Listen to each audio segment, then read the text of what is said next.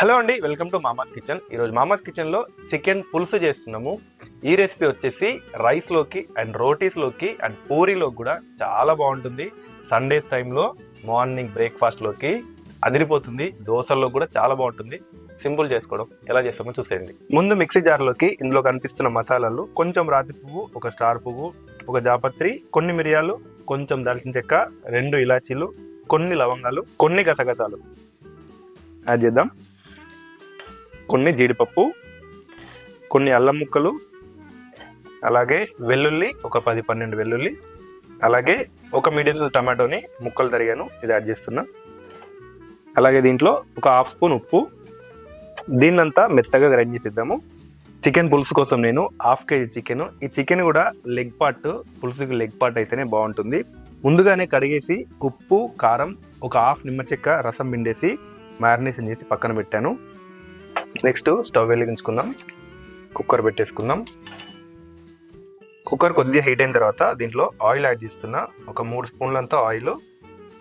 Oil కొద్దిగా heat అయిన తర్వాత దీంట్లో కొంచెం జీలకర్ర కొద్దిగా వేగిన తర్వాత సన్నగా తరిగిన ఒక కప్పు ఆనియన్, 2 ఆనియన్స్ తరిగాను సన్నగా, ఇది యాడ్ చేస్తున్నా. అలాగే ఒక కరివేపాకు రెబ్బ, అలాగే కొద్దిగా పుదీనా, అలాగే 2 పచ్చిమిర్చి చీలికలు కలుపుకుందాం. ఆనియన్ అంతా మంచి బ్రౌన్ కలర్ వచ్చేంత వరకు వేయించుదాము, లో ఫ్లేమ్లోనే మంట పెట్టి. ఆనియన్ కొద్దిగా బ్రౌన్ కలర్ అయిన తర్వాత మనం మిక్సీ పట్టుకున్నాం కదా పేస్ట్, ఇది యాడ్ చేద్దాము. పేస్ట్ యాడ్ చేసి కలుపుకుందాము. పేస్ట్ ఉడికి ఆయిల్ పైకి తేలేంత వరకు ఉడికించుకుందాము. ఒక 4-5 నిమిషాలు టైం పడుతుంది, లో ఫ్లేమ్లోనే ఉడికిద్దాము. ఇలా ఆయిల్ పైకి తేలిన తర్వాత ఇప్పుడు దీంట్లో చికెన్ యాడ్ చేసుకుందాము. మనం మ్యారినేట్ చేసి పెట్టుకున్న చికెన్ కలుపుకుందాం ఒకసారి.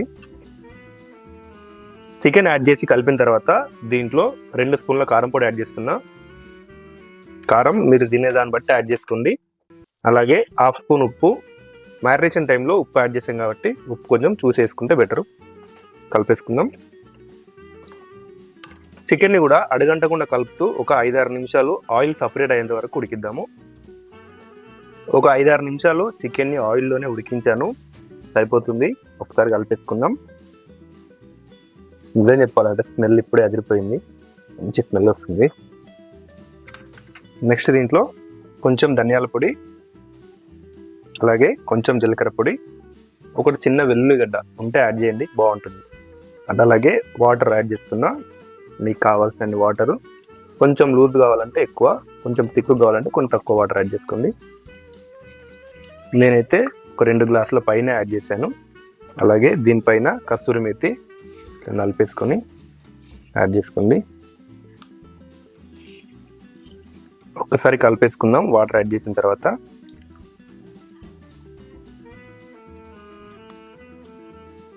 మూత పెట్టేసి మీడియం ఫ్లేమ్లో ఒక 3 విజిల్స్ వచ్చేంత వరకు ఉడికిద్దాం.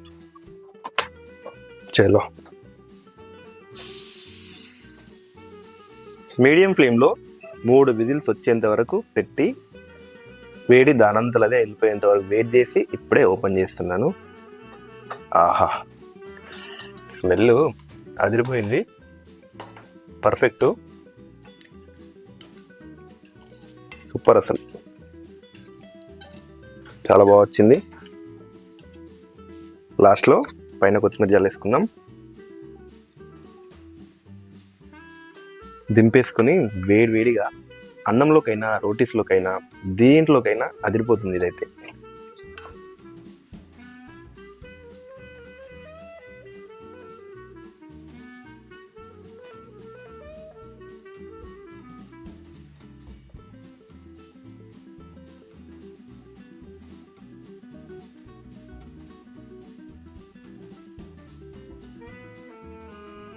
చికెన్ పులుసు టేస్ట్ చేద్దాం.